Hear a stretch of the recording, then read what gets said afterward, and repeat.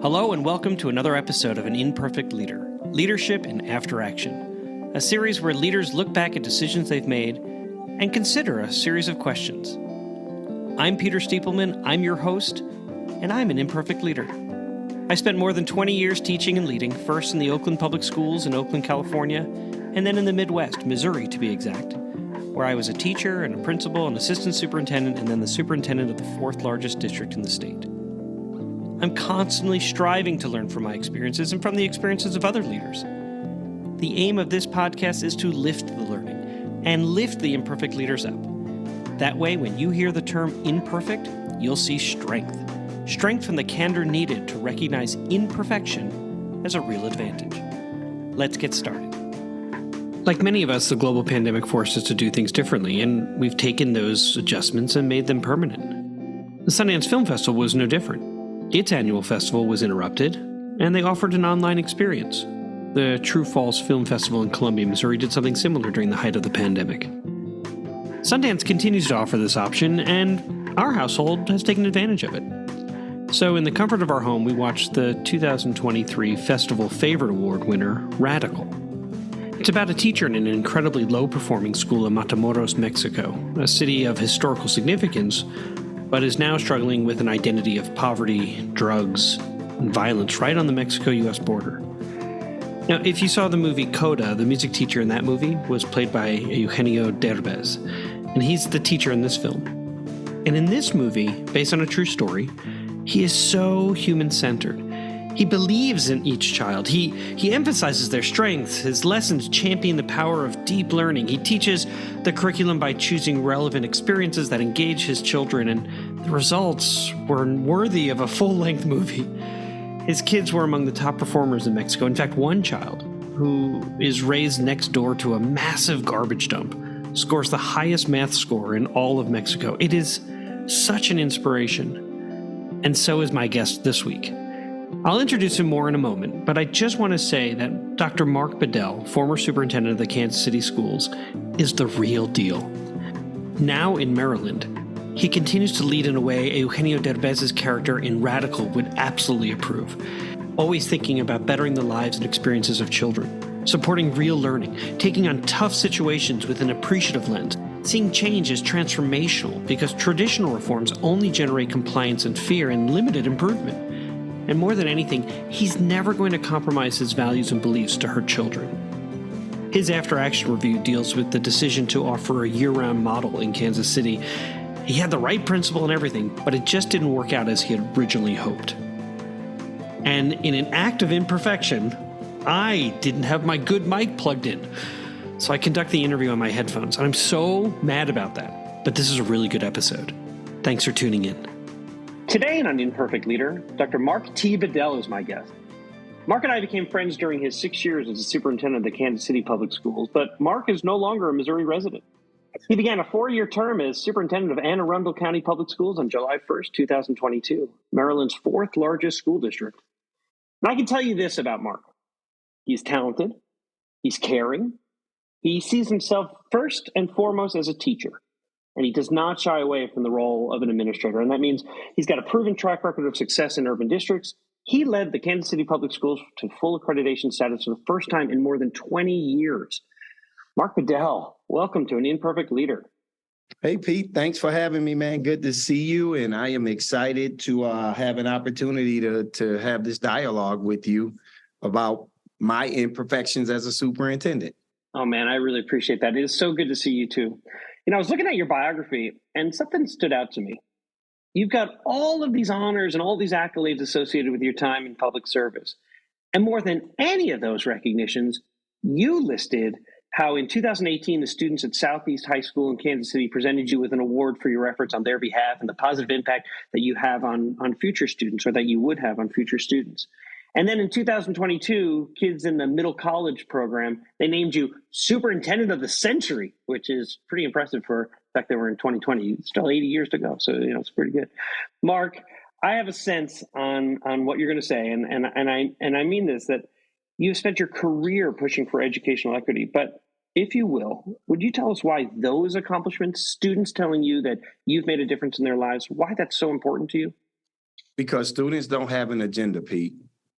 If students come out and they give you that type of acknowledgement or want to bring Channel 41 News to a board meeting to surprise you because they believe that what you're doing will improve their lives, but in most cases, not just their lives, but their siblings that were upcoming that would benefit even more than they are benefiting. To me, there's no agenda with that award, right? I think there are some awards that people get, to me, that become very superficial. It's almost like you're being acknowledged on this list, and you're on this list because it's an opportunity for the newspaper or the magazine to generate ad money. And it's not really about impact. And so there's a reason why you rarely ever will see me post or even retweet or go on to Twitter and like any of the awards that I have received. And I've received a lot of them, right? But I think for me, for children, for students to say he's making a difference, that's the work, man. And that's validation that what I'm doing really is paying dividends for them because kids are honest. They're very authentic. And if they're not feeling you or they don't believe in you, they will let you know that too. You know, in the leadership model that I've been using to advise others, there's this dimension called collective aspiration, really the heart of an organization's work. And inside that dimension is a term, an ethic of excellence. And I like to think of an ethic of excellence as documenting the process towards success. Now, you've had so much success in your career, and I know your new district presents new opportunities to build on existing successes as well as to continue to grow as a leader. And when leaders change districts, they begin the process anew of building relationships inside and outside the organization. Some leaders ask questions like, what must we continue doing or stop doing or start doing in order to ensure the success with our learning priorities?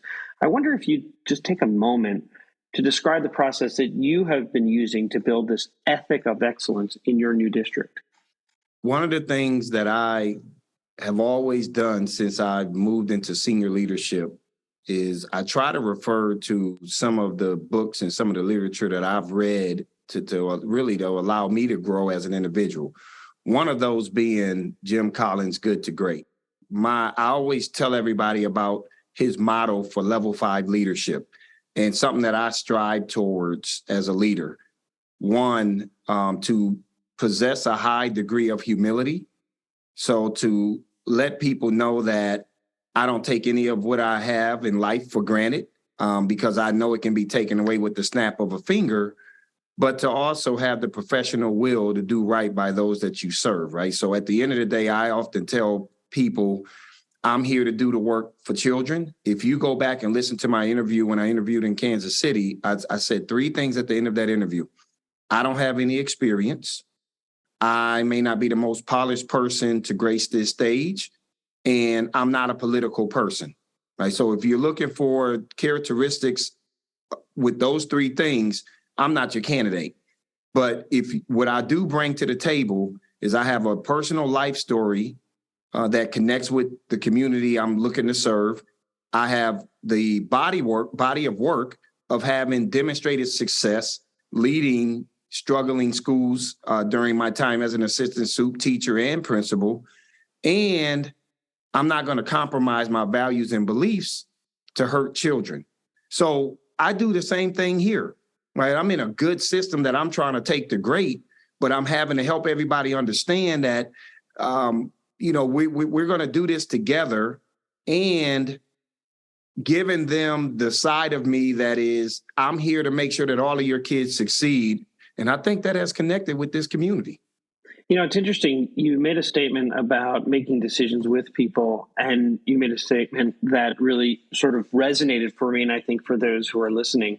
And in this case, your default is always children. So how will this decision impact children? How will it impact their learning? How will it impact their safety? How will it impact the psychological safety, in terms of feeling good about where they're going? Are they valued and they're honored? I ask this question to every guest who comes on the podcast, so I'll ask it to you. How does the term an imperfect leader resonate with you? I think for me, really allowing for people to know that you're human.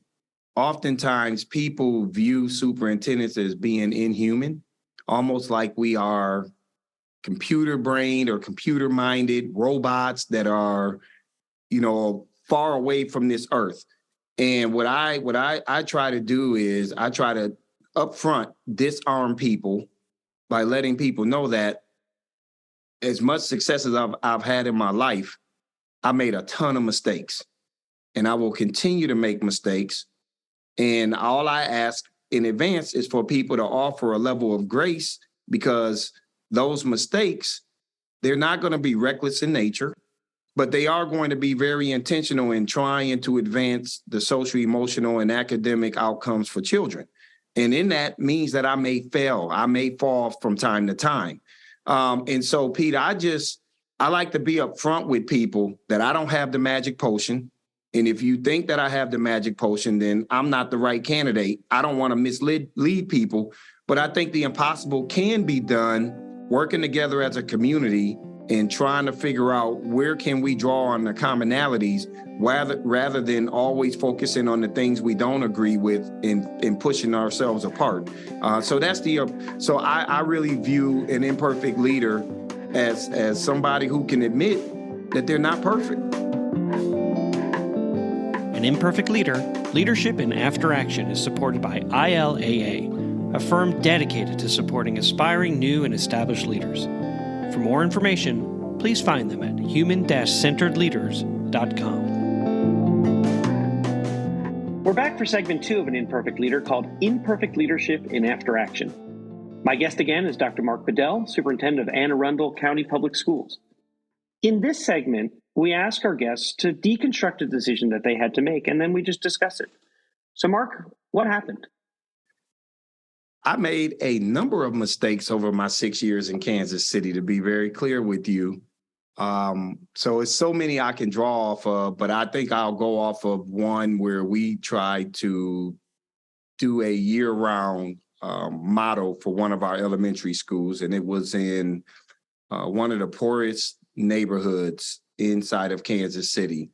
And so what we thought in doing this was that we had the right principal, which I'm 100% for certain that we had the right principal.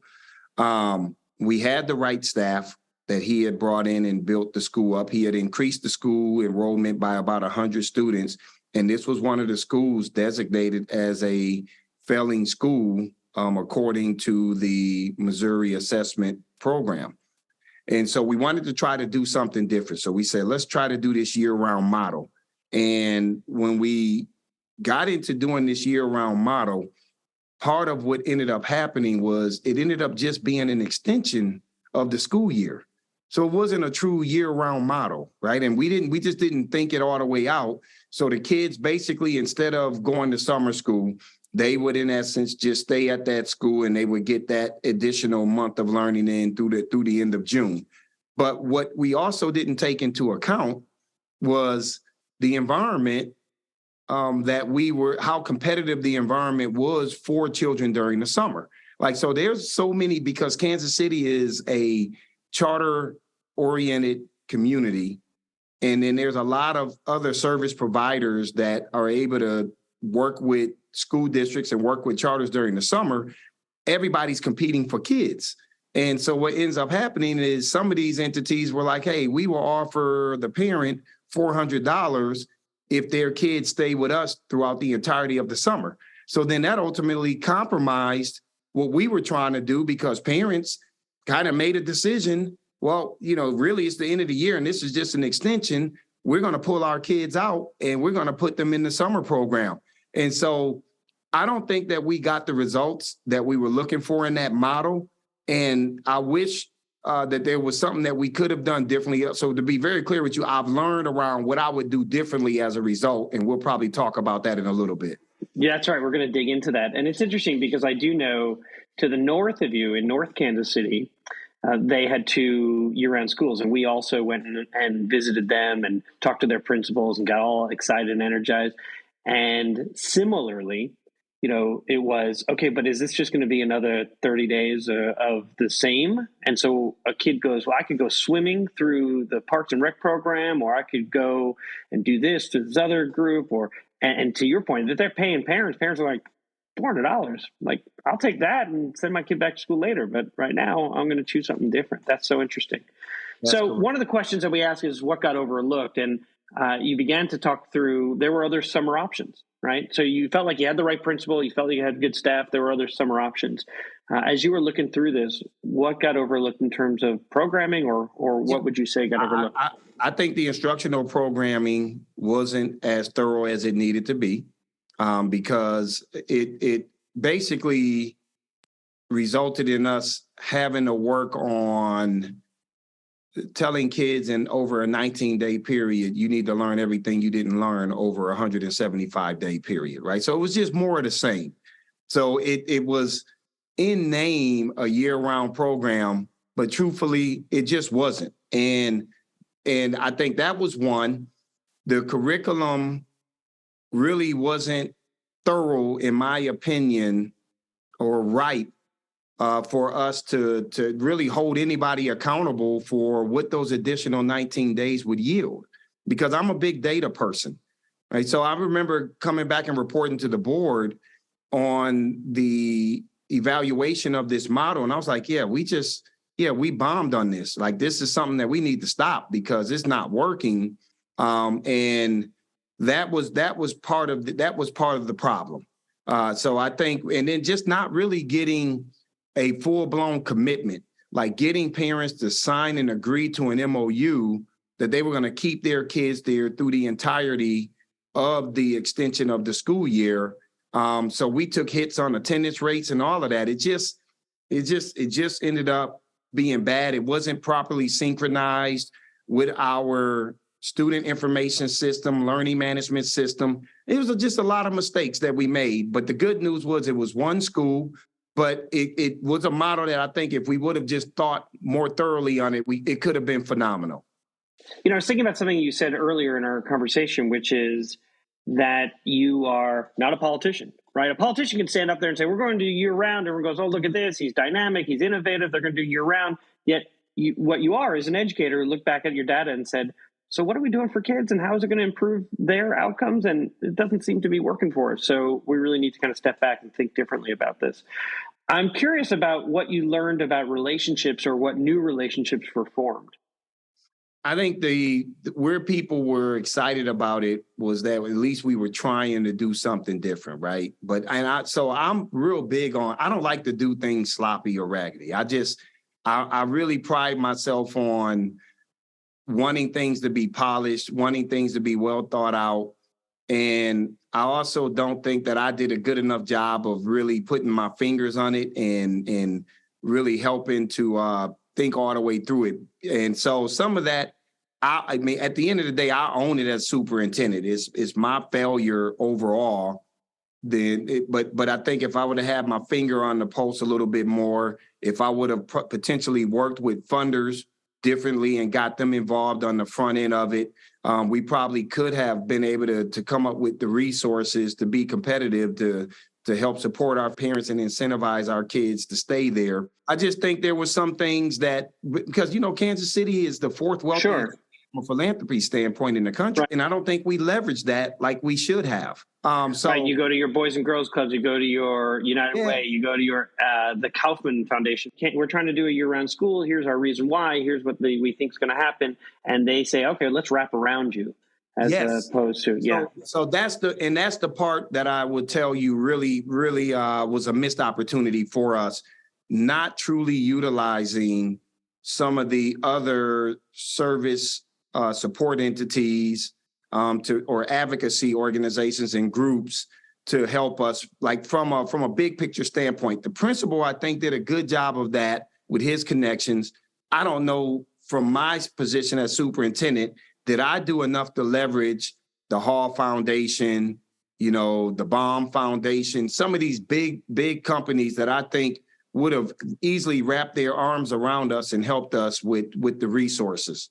Yeah, that's interesting. One of the roles of a superintendent is to really think through it from a systems thinking perspective, specifically thinking through the internal and external relationships. And it sounds like internally, you had a really good thought about what you were going to achieve. Externally, how you could have leveraged those pieces and those relationships may have made a difference. And leveraging the right people, because sometimes you can go and get money, and I'm not going to go into detail on this. I'll leave it for people who want to listen to it and they can draw their own conclusion. But not all money is good money too. Sometimes you can get money from an entity that really is out there to cause harm, and they just want to take and use your data and then weaponize it against you. And when you're in a highly competitive, market like we were in Kansas City, those are some of the other pitfalls that you have to be mindful of when you're out here trying to get money from certain entities.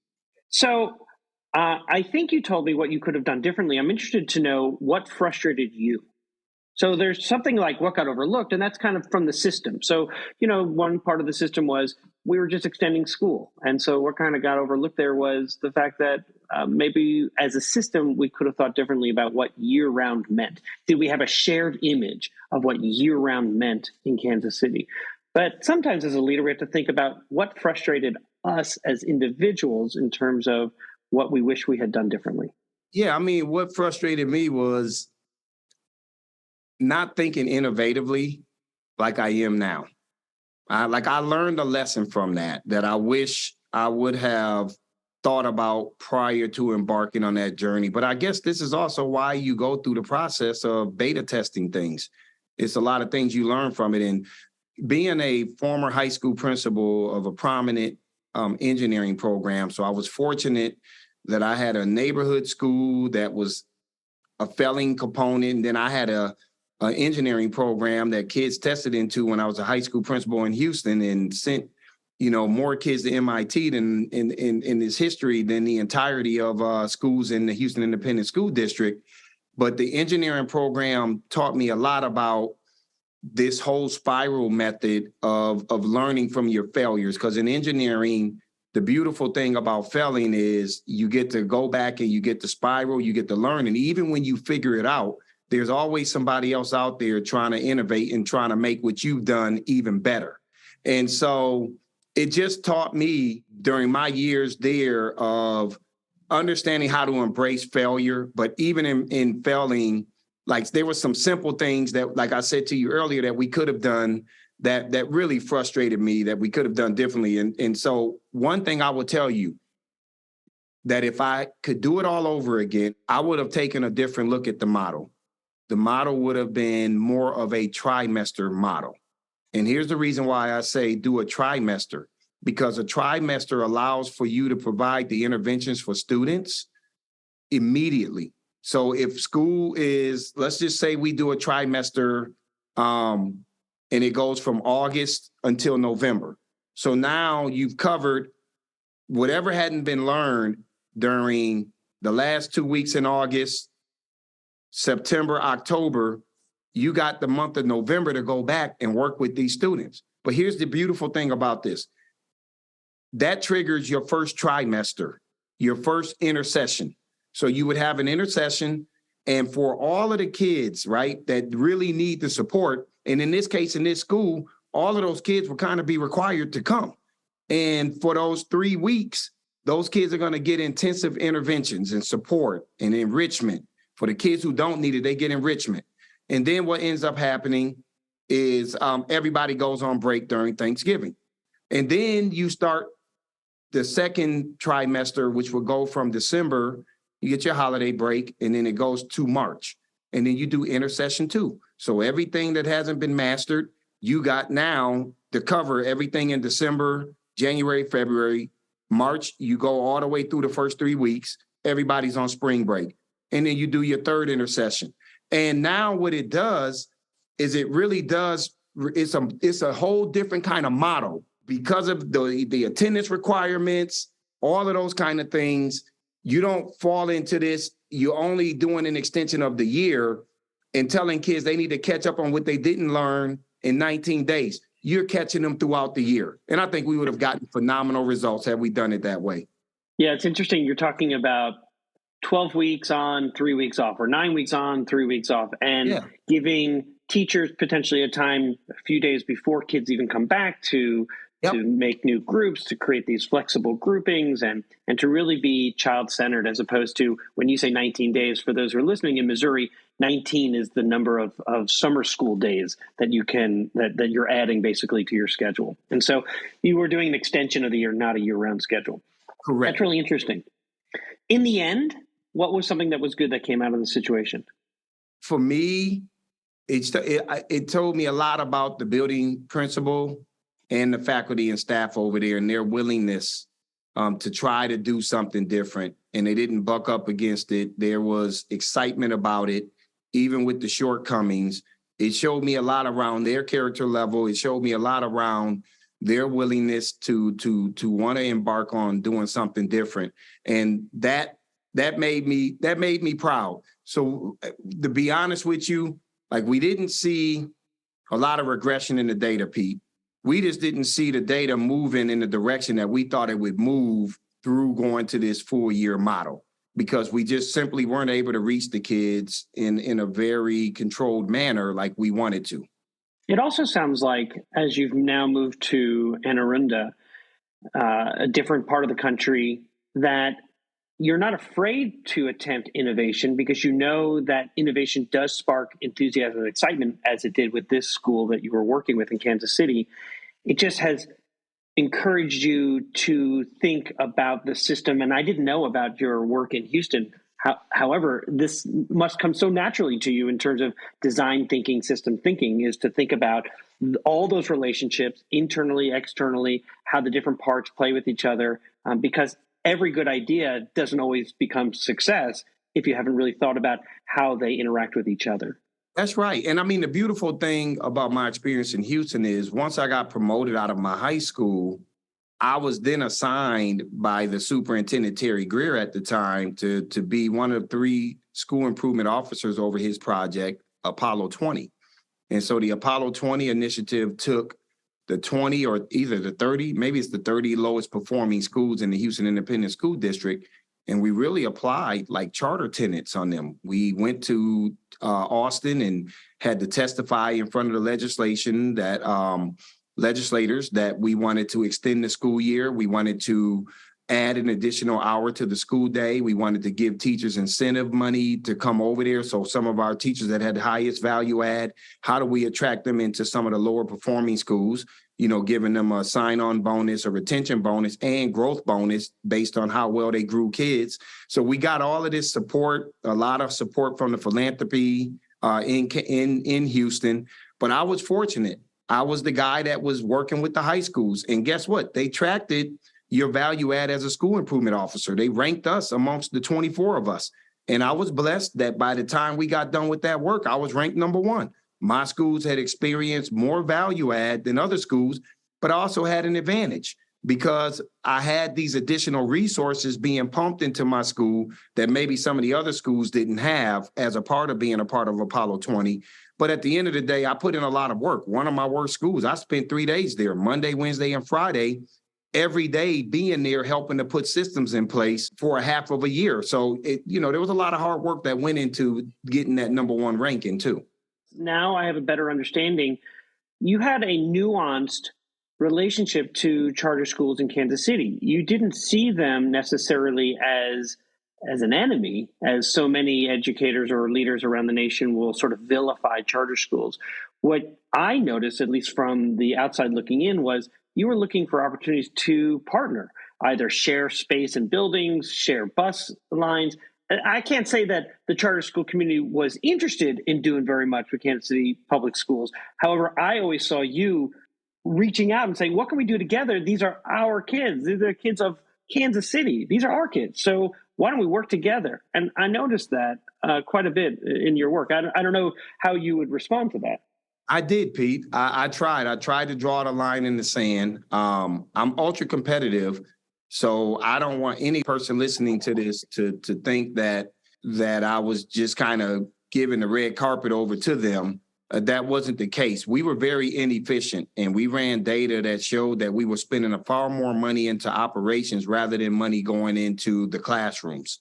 And I wanted to change that trajectory, but I also wanted to make it very clear that charters weren't as good as people were making them out to be, right? And so I'm one of those kind of people. I truly do believe that parents, if the school system isn't working or the schools aren't working for them, parents should have options. So I never opposed school choice. I oppose school choice when I believe that it has created an unlevel playing field where one entity is advantaged over the other. And that was the case in Missouri. The laws were skewed in favor of the charters. And all I ever did, Kelvin Adams and I, when we would go to Jefferson City, was to ask those legislators who were pro-charter, give us the same flexibility. And then let's talk about, who's performing and who's not performing. And I remember one legislator said to us, but if I give you that, then what's the purpose of it being a charter? Right? I mean, like we were told together that wouldn't make sense. The charter should have those advantages. It surprised everybody on the charter side in Kansas City that I was willing to be open because they're already there, right? And you're absolutely right. Because of the mobility that we experience in the city, one way or another, we're going to see each other kids. So how do we try to do everything that we can to increase the academic performance of children so we can start maybe attracting families that want to come back to the city? And that was a whole nother dynamic. That would be a whole. That's a whole nother podcast. I just read something today on news feed that I get on my cell phone, and it just said Kansas City just had its second worst year with homicides. So no matter, we got the district fully accredited. I mean, you got all these other factors surrounding you that work against you moving the district forward. People aren't going to come back. What advice might you give to an aspiring leader? Yeah, I would tell people the best thing you can do is be your authentic self.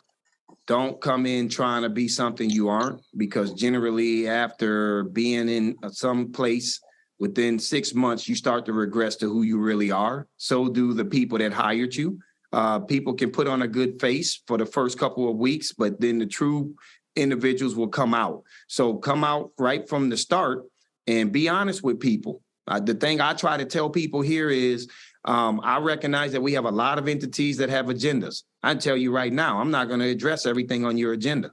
And I don't want you leaving out of this room misinformed, thinking that I will. I might look at 2 or 3 of those things that I can address, but everybody will get something. Everybody can't get everything that they want. So looking people in the face and telling them that right from the beginning sets you off on an honest and transparent tenure that I think you will be able to survive. And then the other thing I will say, Pete, I'm working on an event that I will be leading this summer. So there'll be more that will come out on this, where I'll be the primary speaker at this event, potentially in Hendersonville, Nevada this summer. And it'll be a 2-day institute, kind of for new superintendents. And part of what I plan to do is to talk about how do you successfully build your political capital to last in very difficult situations, right? That I want to be able to talk to people about how they navigate those kind of things. So there'll be some information coming out on that, Pete,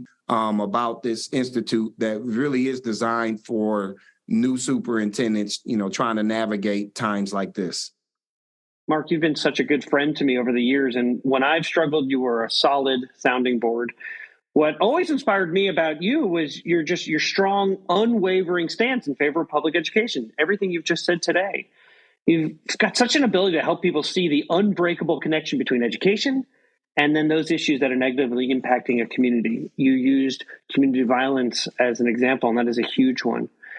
When educational opportunities don't exist, you know that children don't learn, right? When those opportunities are not there. But you have always prioritized the educational opportunities for all.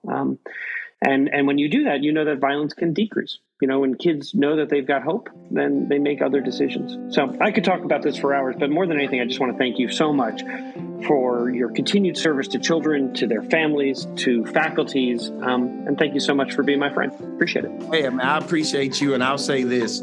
You and I had a number of phone calls where I would call you and say, hey, Pete, man, this is what I'm dealing with. What are your thoughts, man? How do I navigate this? That relationship was reciprocated. as we, especially dealing with personnel related things. I mean, there were some things that you and we talked about that we were both dealing with. And then on top of that, having to deal with some of the community factors, how some people showed up at board meetings. I mean, but you got to have that type of safety net. And then we ended up forming that thread with several other superintendents. And so we all kind of kept each other apprised of what was happening across the state. It was a real good period there. And as we keep moving into other areas and do different things, I think our connections stay strong and we can continue to do good things for people. I agree, man. I agree. Music for An Imperfect Leader was written and arranged by Ian Varley. Sam Falbo created the Daruma doll butterfly artwork. Imperfect leadership is not a scarlet letter. It is a badge of honor. It recognizes that serving as a lead learner is about being a vulnerable leader, an empathetic leader, a compassionate leader. And I'm proud to be an imperfect leader, so I hope you'll join me next time for another episode of An Imperfect Leader, Leadership in After Action.